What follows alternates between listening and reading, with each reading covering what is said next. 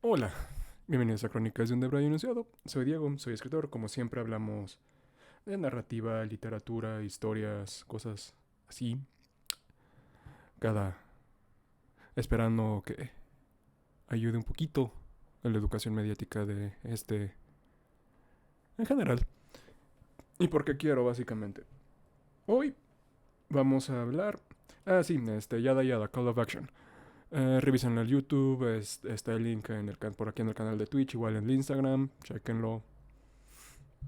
Diversiones por todos lados, como en la feria de Cepillín. Ahora sí, hoy, hoy toca hablar de lo que para mí no es álgido, es algo importante, pero es algo que se me dificulta. Y eso es la creación de personajes o la construcción de personajes. Como lo he dicho en varios streams, a mí lo que más se me simplifica es la creación de un mundo, es hacer un mundo lo suficientemente interesante para que la gente quiera leerlo, o en el caso de mi mesa de Dungeons and Dragons quiera jugar en él. Nomás dejan acomodar estas cositas. Los personajes yo los trato muy como arquetipos y aunque me esfuerzo en que sean complejos, que tengan capas, me, se me dificulta lograr. Es algo que se me hace difícil. Por ende, como lo dije en el stream del jueves, aunque hablar del mundo se me hace muy fácil, nada más sigan las dos capas y nada más piensen cosas así. En personajes es posible que ahonde un poquito más, porque como es lo que más ejercito, es lo que más cubro. O de los tipos de ejercicios que más tengo. También el martes, mañana, vamos posiblemente a utilizar, ya que pasó suficiente tiempo, Final Fantasy VII Rebirth, posiblemente, para hablar de cómo construyen los personajes ahí en referencia al original y como en sensibilidades modernas. Y vamos a ejemplificarlo. Pero ahora sí, ¿cómo se construye un personaje? Cuando estábamos hablando de los pilares narrativos, hace horrores, yo lo sé. Este, mencioné que el tema es más tradicionalmente representado por los personajes, que el tema de la historia es encarnado por los personajes principales y que estos llevan al conflicto y que lleva al conflicto, que pone la trama y así se presenta el tema. Sí, sí es embona mejor en una historia que tus personajes, sobre todo los principales, encarnen y sean y participen y ponderen sobre el tema principal de tu historia, pero no es la única manera en la que esos personajes pueden ser. A final de cuentas, nosotros como personas no solo somos un tema, somos varias cosas. Somos una historia, un mundo en un envase a veces bonito, a veces feo.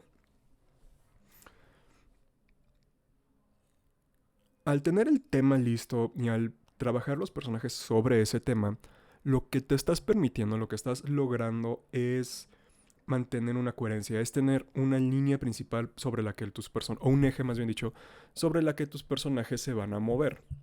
Es decir, si tu historia es ambientalista, como lo estábamos diciendo, entonces tus personajes van a estar, lo correcto sería que estuvieran en pro del ambientalismo. Y ahí ya tienes la categoría, lo principal que va a definir a tus personajes principales. Especialmente si quieren que sean un equipo, si quieres que se conozcan, se lleven bien, tienen que tener un tema principal en común para que pueda haber este approach, este acercamiento. Pero eso no hace a un personaje, eso no crea dimensiones, eso no crea... Espérenme, cámara, enfócate. Ahí estamos. Eso no crea cosas, eso simplemente marca un camino.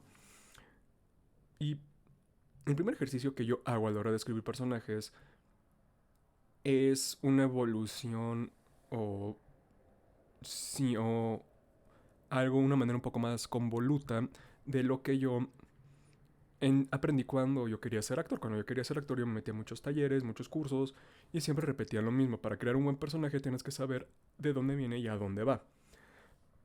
Vamos a elaborar eso. Esto es básicamente crear un trasfondo y tener objetivos claros.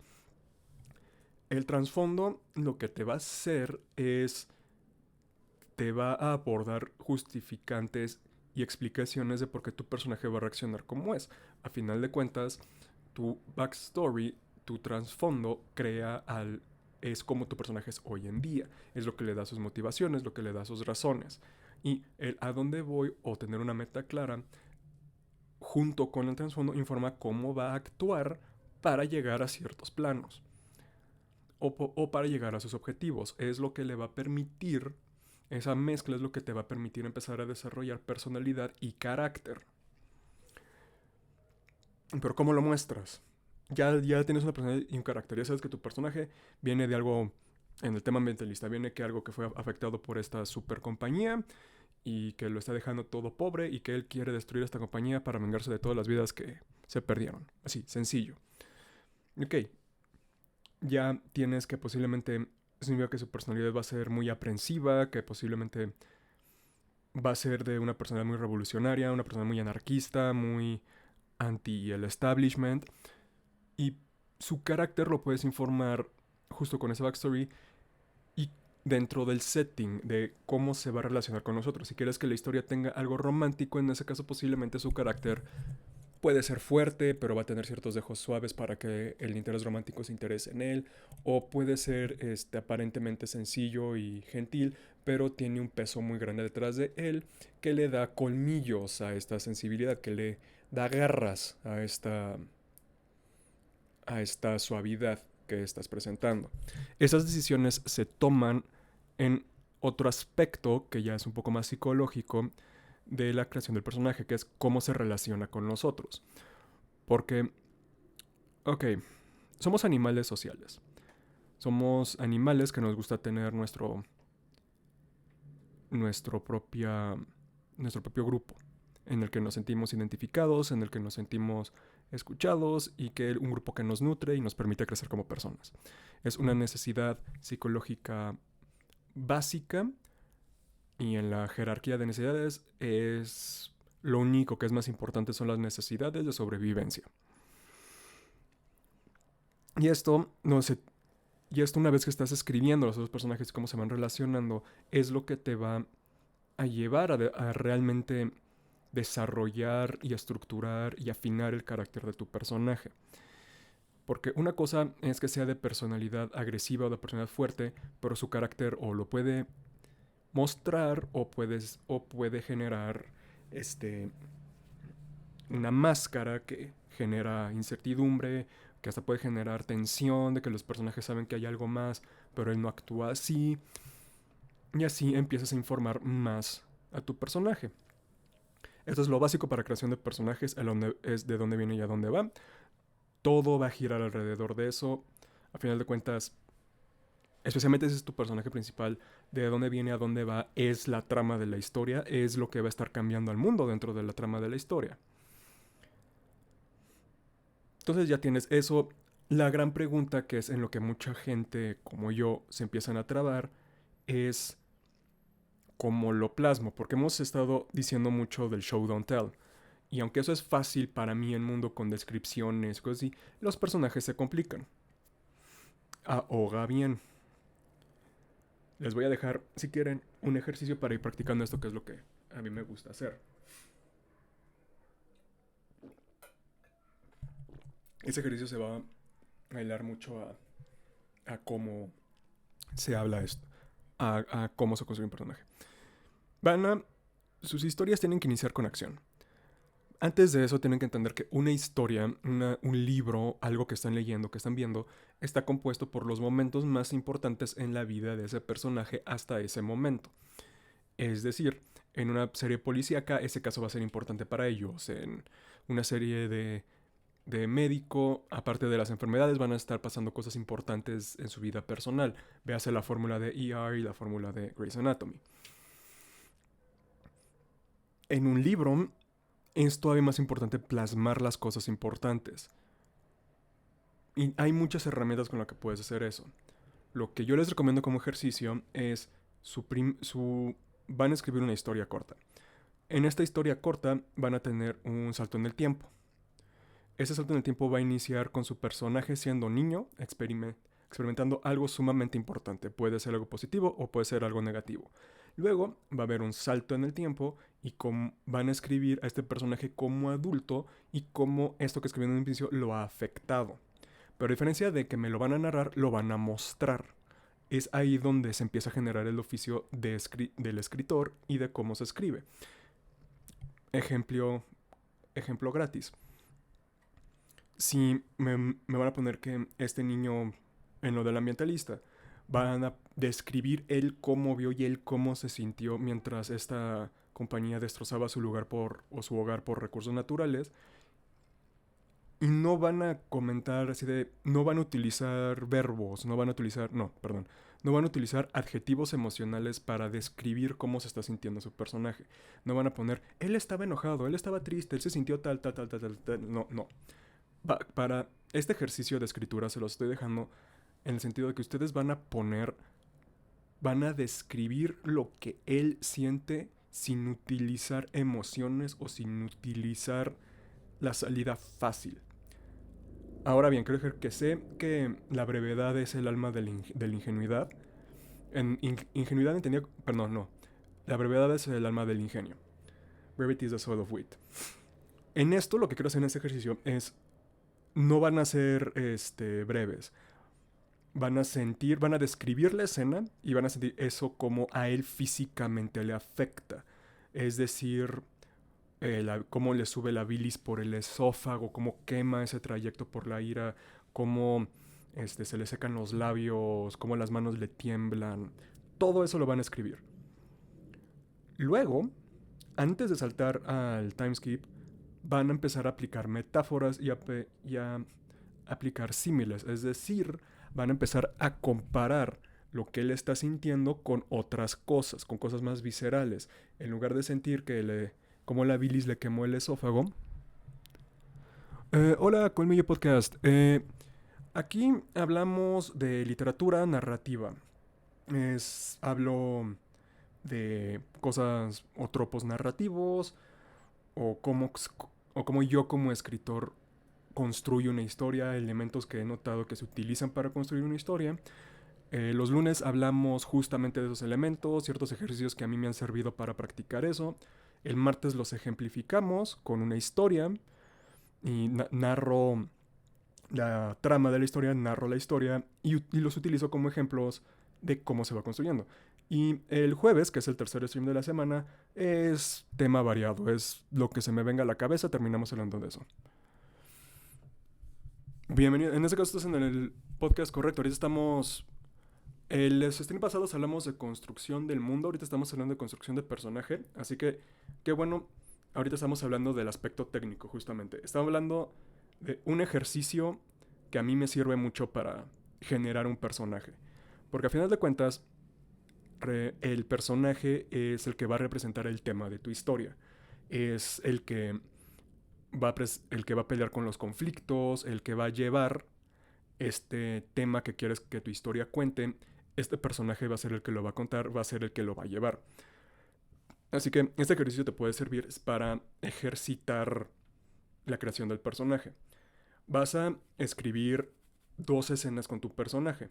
La primera va a ser de joven, un momento sumamente importante en la vida de este personaje. Y luego vas a hacer un salto en el tiempo de este personaje ya más maduro y cómo lo que escribiste en un inicio vas a mostrar cómo le ha afectado la vida. Lo que esto le hace un ejercicio es que no vas a utilizar adjetivos emocionales como enojo, como dolor, como ira. No, vas a explayarte, vas a narrar, vas a describir la situación y luego vas a describir físicamente cómo está afectando al personaje. Por ejemplo, si sufrió algo muy traumático, puedes empezar a contar cómo se cerró, cómo él empezó a enfriarse ante esto, cómo empezó el corazón, cómo lo estrujó para que no le afectara, como todos esos aspectos. No vas a describir de manera fácil, no es decir, esto sucedió y él se enojó, no es, esto sucedió y él sintió esto. Al hacer esto, estás trabajando en el carácter de tu personaje, en la personalidad de tu personaje y estás mostrándonos a tu personaje, no lo estás narrando. ¿Por qué? Porque la regla sagrada de la escritura es muéstrame, no me cuentes, no me narres. ¿Por qué? Porque, y esto es algo psicológico básico, a ningún ser humano nos gusta que nos digan qué hacer. No nos gusta. Este, el trabajo es que has metido cuando, podrás decirlo así, un buen jefe no te dice qué hacer. Un buen jefe te da tareas que hacer, pero te dice, tienes que hacer esto, así de, esto te toca a ti. Te da, te da poder de la agencia en lo que tú estás haciendo. Un mal jefe te dice, y esto lo tienes que hacer así, así, y así, y así, y así, y así, y así. Puedo escuchar, pero a veces en el negocio si se te contrata es porque hay un periodo de entrenamiento, después del periodo de entrenamiento no nos gustan qué hacer. Es yo ya tengo las herramientas, dime el objetivo que quieres que yo haga y yo lo hago. Es similar, asterisco, en una historia, sobre todo en una novela. Al lector no les gusta que les digas qué están sintiendo o qué es lo que tienen que hacer o cómo se tienen que sentir. Lo que a nosotros como lectores y como audiencia nos gusta es que nos muestres qué es lo que está pasando y que eso nos afecte emocionalmente. Esto lleva también un poco a cómo sabes cuando algo es arte y cuando algo no es arte. La pregunta es muy sencilla. La respuesta es muy sencilla. El arte te genera emociones. ¿Y cómo generas emociones? Mostrando las cosas, apelando al pathos. Para los que no sepan, el pathos es la inteligencia emocional de las personas, es la emoción, es el lado no lógico de una persona. Es algo que afecta emociones, algo que sucede y genera empatía y ti. No, la H va después de la T, así. Exacto. Es el ethos y el pathos. Tendría que volver a leer sobre eso para poder explicarlos bien, pero son de los griegos, creo que es Aristóteles. Creo que es aristotélico esto, pero me gusta mucho la idea del pathos. Y este ejercicio que le estoy dejando de escribir al personaje tanto niño en una situación muy intensa, muy importante para ellos, y luego eso cómo los afectó como adultos es, en un principio estás apelando al pathos, nos estás mostrando como audiencia o como lectores qué es lo que está sucediendo. Y como el ser humano, a menos que tenga un problema de psicopatía o sociopatía, es un ser empático, logos es la lógica. O sí, logos es la lógica. El pathos es la emoción. Y creo que el ethos es la moralidad. Sí, por ética. Si no mal me acuerdo. Tendré que volverlo a checar, pero creo que sí son los tres principios fundamentales de Aristóteles.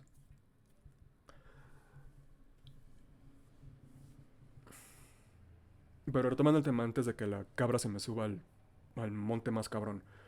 Pero sí. Este ejercicio que le estoy dejando, como ya estaba diciendo, es con el niño nos vas a decir cómo se describe, no nos vas a decir qué está sintiendo, simplemente cómo lo está afectando. ¿Por qué? Porque una vez que tú lees cómo lo está afectando con símiles, al principio muy seco y en la reescritura lo vas a hacer con símiles y ciertas metáforas, una metáfora por párrafo o una metáfora por descripción, cada una o dos descripciones, y eso vas a activar, vas a hacer que la empatía del lector se empiece a activar, vas a decir que él lo sienta de esa manera. Y cuando estés escribiendo al personaje ya maduro, lo vas a poner en una situación donde tú vas a saber cómo lo está afectando, pero no como sigo, la regla de oro, no nos lo vas a decir, lo vas a mostrar.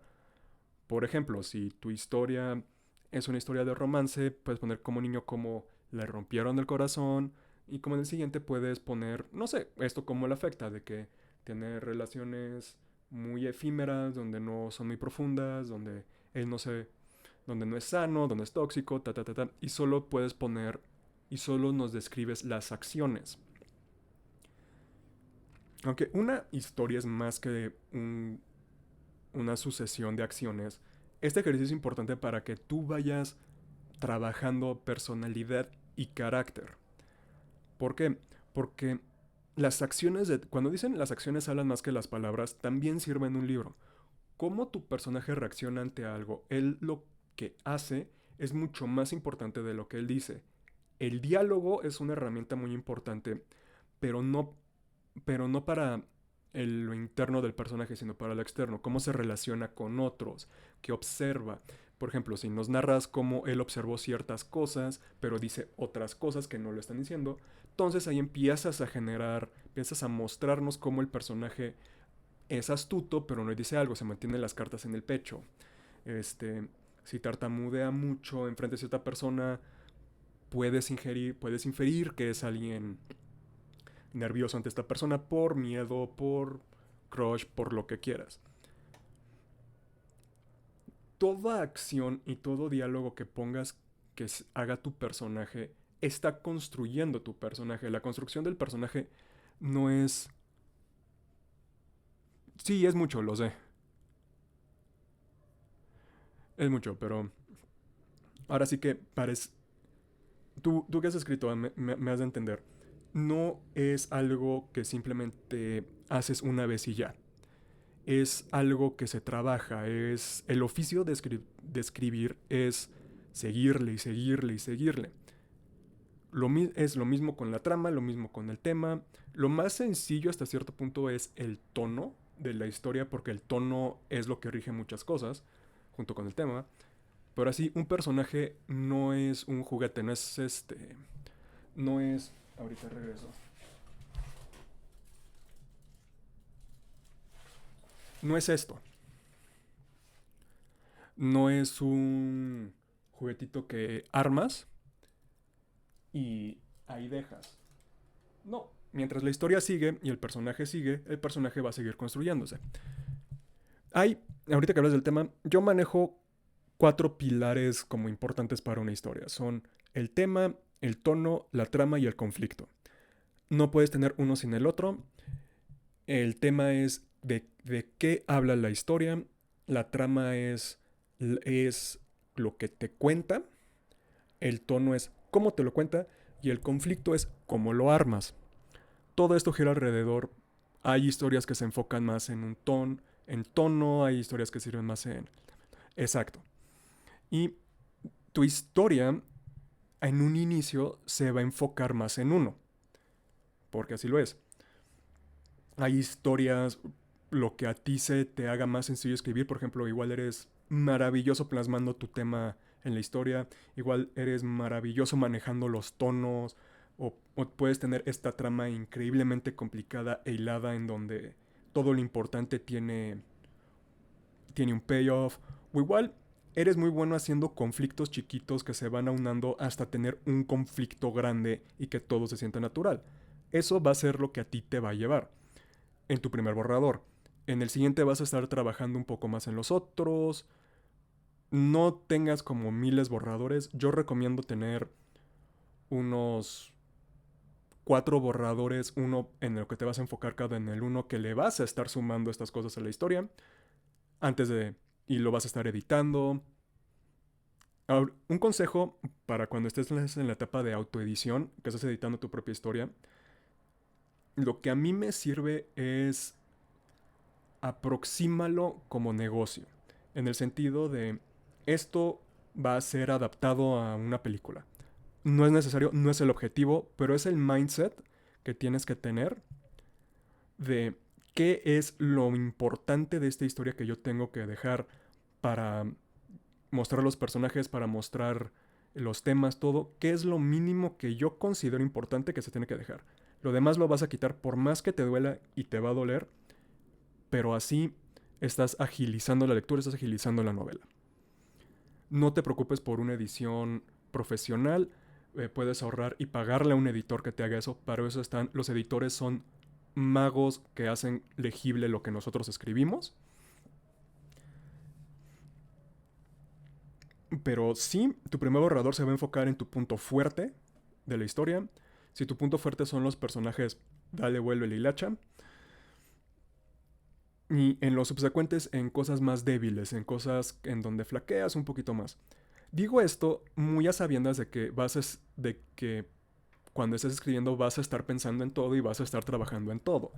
Así funcionamos. Pero es importante enfocarte para poder tener la disciplina y para poder hacer las cosas. Retomando personajes. Ya vimos carácter, personalidad, ya mostramos que los diálogos sirven para... Los barradores recomiendo... Depende. ¿Qué tan bueno eres leyendo tu letra a mano? Yo soy de los que creen de que si puedes tener ayuda de algo, ten ayuda. La... no te recomiendo Google Docs, no te recomiendo para nada Google Docs. Sí te recomiendo que, aunque es un gastito un poco más, ya sea compres Word o compres Scrivener, para que esté en tu computadora. Y ahora sí que las inteligencias artificiales no se te fuercen dentro del producto y te lo lleven, sino lo tengas tú controlado y lo puedas escribir en línea o sin línea. A mí me gusta utilizar la computadora. Porque mi letra a pulso es la cosa más horrible que he visto en mi vida. Y B, voy a ser sincero, me la paso mucho tiempo en la computadora, ya sea por trabajo, ya sea por escritura, ya sea por varias cosas. Así que tenerlo ahí me sirve tenerlo constante como recordatorio. Ahora bien, repito, es tu preferencia. Si a ti te gusta más tener una libretita en donde tú escribes, dale. Eventualmente vas a tener que traspapelarlo a computadora e igual a ti te sirve ese traspapeleo como proceso de edición. ¿Por qué? Porque cuando vas a empezar a enviar manuscritos, gracias al COVID, muchas agencias, muchas editoriales no te van a aceptar a mano. Muchos agentes y muchas editoriales de vieja escuela sí te van a pedir que lo envíes por correo físico con la estampa adecuada y eso, pero la mayoría de las veces te lo van a pedir por mail. Así que para ahorrarte un pasito más, escríbelo en Word, en Scrivener, en lo que quieras, y no tengas miedo de utilizar el corrector de gramática. Porque muchos creen que si eres escritor tienes que escribir muy bien. O sea, sí escribo bien, pero la gramática... El español es una lengua romance y es una lengua romance no necesariamente sencilla. Nuestras reglas gramaticales tienen más excepciones que palabras que siguen la regla, especialmente en el hoy en día. Así que si puedes, si tienes dudas, hay un chingo de diccionarios en línea, lo que tú quieras, chécalo. Otra cosa muy importante para escribir es no te preocupes por el volumen. No vas a llegar a las 10.000 páginas. Si llegas a las 10.000 páginas, ahí ya tienes un problema de sobreescribir y posiblemente vas a tener que cortarlo a la mitad tu libro para que sean dos. Pero originalmente no te preocupes tanto por volumen en la historia. Preocúpate nada más de sacarlo todo en un primero. Es esta diarrea verbal que tienes que tener para que ya esté todo y luego empieces a pulirlo y a trabajarlo. Recuerda, tus personajes los vas a mostrar, así como tus temas y todo los vas a mostrar, no los vas a narrar. Y algo muy importante con los personajes es, hay una necedad actualmente, gracias a una falta de educación mediática, en donde a los personajes simples o sencillos, exacto, o sencillo, simplemente se les ven como personajes inferiores, donde, este personaje es plano, no es complicado y no tiene giros y es malo. No. Los personajes sencillos tienen su función. Un personaje con un desarrollo sencillo tiene su lugar en la literatura y usualmente los personajes más memorables son personajes sumamente sencillos. Luke Skywalker en la trilogía original es muy sencillo. Aragorn en El Señor de los Anillos es muy sencillo. Por algo existe un libro llamado El viaje del héroe que te habla de todas las formas y permutaciones que tiene la idea del héroe. La sencillez no es mala. Un personaje se vuelve complejo cuando permites que lo que le está sucediendo en la trama lo afecte, cuando muestras que está cambiando durante la historia. Eso es lo que le da complejidad. Lo que la gente confunde complejidad, tipos de complejidades. Porque personajes complejos mentalmente, aún así para el escritor o para la historia, son sencillos. ¿Por qué? Porque simplemente representan lo que la historia quiere hablar. Un personaje complicado, que eso es lo que mucha gente no le dice, se crea con con disparidades, con haciendo cosas pero diciendo otras cosas, actuando de tal manera mientras pregona eso. Un caso que a mí me gusta mucho demostrar la diferencia entre un personaje complejo y un personaje complicado es la primera temporada de True Detective. Te la recomiendo mucho. Los dos personajes, Rust y Eddie, no me acuerdo, Matthew McConaughey y Woody Harrelson. El personaje de Rust, el principal, es un personaje sumamente sencillo. Pero es un personaje complejo. Su filosofía pesimista le da una complejidad que no se ve usualmente, pero como personaje su desarrollo, su línea es sumamente sencillo. El personaje del amigo es un personaje complicado, hace cosas que por un lado sí es como, da huevo, pero por otra te va a generar cierto choque y cierta repulsión. Y eso lo vuelve complicado, porque estas multitudes coexisten en el mismo personaje. No puedes tener una historia con puros personajes complicados, a eso se le llama la vida.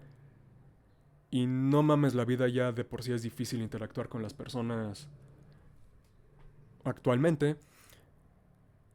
Pero toda historia puede tener un personaje complejo, personajes complejos, mientras tú como escritor les permitas que anden cambiando. La complejidad de un personaje es una evolución. Y a diferencia de lo que nos ha dicho Digimon o Pokémon, la evolución no sucede de golpe a tal nivel.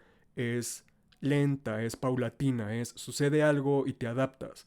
Y te adaptas, te adaptas, te adaptas, hasta que, como el personaje era en un inicio, no es como es actualmente. Y aquí viene una herramienta que a mí me gusta mucho, que es tener un personaje ya complejo, ya desarrollado, e ir mostrando su pasado poco a poco. Es un método que se utiliza mucho. El caso más reciente es Cloud Strife en Final Fantasy VII, Remake y Rebirth, en donde el personaje ya tiene un desarrollo importante en su trasfondo, en su backstory. Pero cuando nos vas mostrando lo que sucedió en el pasado y todo eso, el cambio no es que el personaje actualmente esté cambiando, es el que cambia es la percepción que tenemos del personaje, es lo que nosotros vemos, lo que nosotros creíamos que era por A, resulta que es por B, y puede que a veces hasta sea C. Y también he mencionado esto mucho, Colmillo, y creo que a ti te va a servir muchísimo, porque es algo mucho más frío de lo que estamos hablando, es algo que yo llamo el sistema de dos capas. Funciona tanto para el mundo como para los personajes, para todo lo que quieras. A lo que me refiero es, vas a escribir algo que a ti te guste. Y luego eso le vas a hacer la pregunta, ok, ¿por qué esto? Y vas a tener la respuesta. Una vez que tengas esa respuesta, a esa respuesta le vas a preguntar ¿por qué? Solo lo vas a hacer 2 veces. Y ahí lo que acabas de conseguir, especialmente si es una escena de acción o es algo con personajes, acabas de darle peso a tu fondo, a tu historia, acabas de encontrar justificantes. Otra vez. Ok, vamos a hacer un ejemplo. En un mundo de sociedad actual, los vampiros sí están casados y tienen un conflicto en las calles. Ok, ¿por qué? Porque no pueden utilizar las... Escribes algo que te gusta y eso le vas a preguntar por qué. Vas a responder esa pregunta. Y una vez que tengas esa primera pregunta, le vuelves a hacer la pregunta. Le vuelves preguntar. Perdón. Bla, bla, bla. Regreso. Reversa, reversa, reversa. Luego preguntas por qué y vas a tener esa respuesta. A esa respuesta le vas a volver a preguntar por qué. Y vas a tener otra respuesta. Y con esas dos capas extra de preguntas que haces, esas dos respuestas que tienes de más, lo que vas a conseguir es, vas a justificar por qué está pasando eso, vas a profundizar el mundo, vas a estar creando un mundo, y en el caso de tus personajes, vas a estar creando personajes, vas a estar dándole personalidad, vas a estar afinando, vas a darle backstory. Todo eso por hacer la pregunta por qué 2 veces a esa escena. Es el sistema dos capas, es algo es muy básico, pero practicar las cosas fundamentales, entender las cosas básicas, es mucho más importante que luego estar, ah, sí, el ejercicio de un extraño cabalga por la ciudad. Ese ejercicio, es simplemente una manera más elaborada de hacerle el sistema de dos capas. El, te aviso, un extraño cabalga por un pueblo es un ejercicio que dejó Brandon Sanderson. Lo que sirve es, te va a servir mucho para puntos de vista, para si estás narrando varios personajes, este ejercicio te va a servir mucho para que cada personaje tenga su punto de vista. La base de este ejercicio es, vas a narrar cómo un extraño cabalga por la ciudad. La primera vez lo vas a narrar desde el punto de vista del extraño, qué ve, en qué se fija, qué le da importancia. La segunda vez lo vas a narrar del sheriff o de la ley, de un guardia que ve llegar al extraño, en qué se fija el guardia, en qué da por sentado, para el guardia qué es importante narrar. Luego lo vas a contar de un campesino, de alguien que no tiene ninguna injerencia política en el pueblo, de, como lo dirían los mamones, de la plebe, o sea, de la persona común, a qué le da importancia, qué es lo que qué es lo que le sobresale, todo eso. Y al final lo vas a narrar del punto de vista del rey o del que gobierna ese pueblo. Y eso lo vas a contar después de que pasó el extraño. Y vas a contar qué cambió, en qué se fija, por qué está ahí. Eso no solo te va a ayudar, no solo te va a ayudar a enfocarte en qué le da importancia a cada personaje, te va a ayudar a narrar a qué le da importancia a cada personaje y cómo cada narración que estos personajes dan se van a sentir distintas una de la otra. Y así es como puedes tener libros como Game of Thrones, como Mistborn de Brandon Sanderson, como La Rueda del Tiempo y otros mejores ejemplos, en donde cada personaje que empiezas a leerlo se siente distinto. Que también esto funciona para creación del personaje. Game of Thrones, las primeras 4 temporadas son de las mejores. Es comparable a Mad Men, a Los Soprano, a lo que tú quieras en cuestión de la calidad de las mejores series que han habido. La caída de Game of Thrones es plática para otra ocasión, es porque le dieron el negocio a dos personas que no eran fans del producto originalmente, así que cuando se les acabó producto que adaptar, pues ahí se fue para abajo.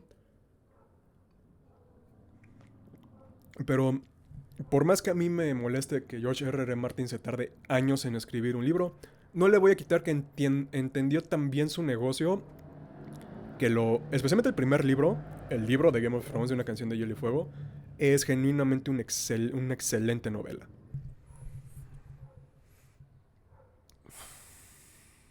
¿A qué iba? Se me fue. Creación de personaje. Puntos de vista. Así pasa. Este es el peligro de adaptar historias no terminadas. Moraleja, si van a adaptar una historia, adáptenla ya terminada, o si no es terminada, que el autor ya esté muerto para que ahora sí puedan hacer lo que ustedes quieran. Mm. Pero si estamos hablando de creación de personaje, ya hablamos de carácter y eso, mostrar y no me un poco diferente.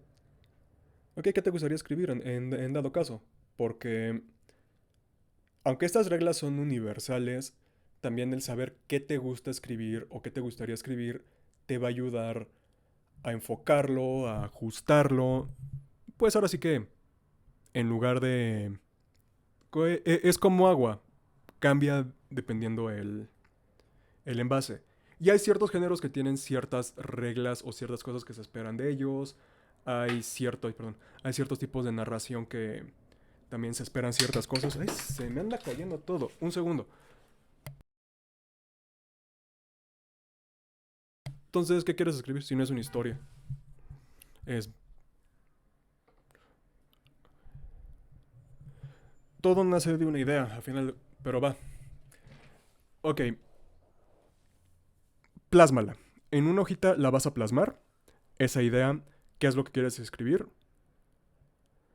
Ok, en ese caso, si esa es la importancia de estar en paz, es más como un tratado, es más como... Ok, en ese caso, como no es necesario que tengas personajes ni nada por el estilo, es más tu punto de vista, tu filosofía. Lo único que yo te diría que a ti te va a servir mucho para enfocarte y que es como la regla básica de cualquier tratado es, aunque he estado diciendo muéstrame, no lo cuentes, eso funciona en historias. Para un tratado, cuéntamelo, cuéntame tu tesis, cuéntame por qué esto es importante, pero ejemplifícalo y sobre todo hazlo personal, que viene de ti. Si es un tratado, no lo hagas impersonal, especialmente con algo como la importancia de estar en paz. Es un camino. Otro camino es, puedes, hasta cierto punto ser sarcástico. Si a ti te da mucho el sarcasmo, que tu tratado sea sarcástico, como hay un tratado de Jonathan Swift que es la importancia de comer bebés, que está justamente criticando la hambruna que estaba pasando Escocia en el proceso y cómo lo manejaron. Si es muy personal, entonces sí asegúrate que la importancia de lo que va a hacer que un tratado afecte a los lectores, de como lo quieras, es que tú me lo estés contando. Algo que yo recomendaría es háblale a alguien. Es como si háblale al lector, no tengas en cuenta la cuarta pared, eres tú y el lector hablando. Es como un monólogo y eso te va a servir mucho a exponerlo, a ponerlo, a poner las ideas y te va a ayudar a no darle mucha vuelta al asunto, porque en una plática, en un diálogo, cuando empiezas a repetir las cosas, se pierde mucho. Mucha suerte con tu tratado, es un tema muy bonito, un tema muy importante en salud mental, en salud espiritual, en todo lo que quieras. Te deseo mucha suerte. Y sí, ojalá te estemos aquí viendo más seguido en lo que platicamos. Y básicamente digo, ok, si empiezas a rumiar la idea demasiado, eso sucede normal, pero aquí viene lo que la, la disciplina del escritor. La disciplina del escritor es, vas a tener un inicio, un medio y un fin. Vas a que todo lo que digas lleve al fin. Si te empiezas a debrayar o si sientes que estás rumiando, que estás dando vueltas en el asunto, párale al asunto y continúa al siguiente punto. Aprende a decir hasta aquí y continúas, porque si no, luego un tratado se puede convertir en una divagación que luego no lleva a ningún sentido, a ningún lado. Y no quieres eso. Pero buena suerte. Sí, escribir es una cosa tediosa. Exacto, en una cosa tediosa. Y si algo no queremos en una historia, en un tratado, en una biografía, en unas memorias, es que sean tedioso. Tediosa es la vida, son los